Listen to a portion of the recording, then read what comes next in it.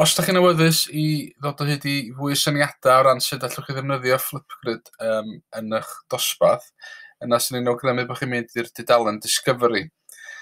Ar y dudalen yma mae gennych chi lot o syniadau, a lot o topics neu tasgau allwch chi ddefnyddio neu ail ddefnyddio yn eitha rhwydd.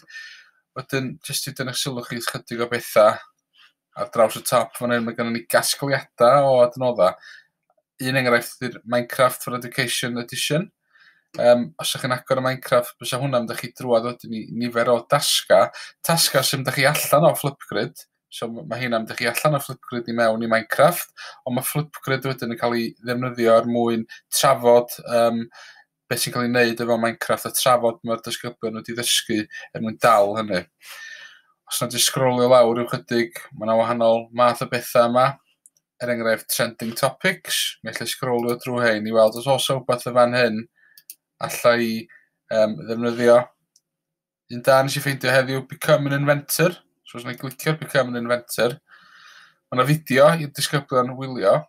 Mae'r plentyn yma wedi creu rhywbeth jyst drwy ddefnyddio junk box, ac yn y junk box mae yna boteli plastig, teletrol, llinyn, carbod, ffoil, toothpicks ac yn y blaen.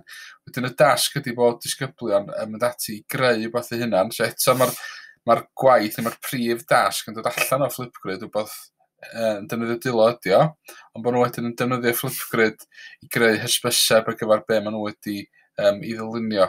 Wedyn mae yna lot o bethau bach neis fel hyn.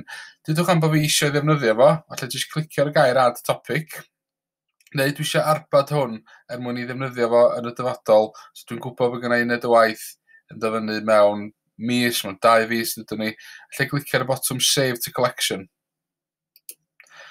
A wedyn be allai wneud, allai greu gwahanol ffolderi er mwyn storio'r stwff, so mi allai greu Add New Collection, dwi'n dialw hwn yn crea so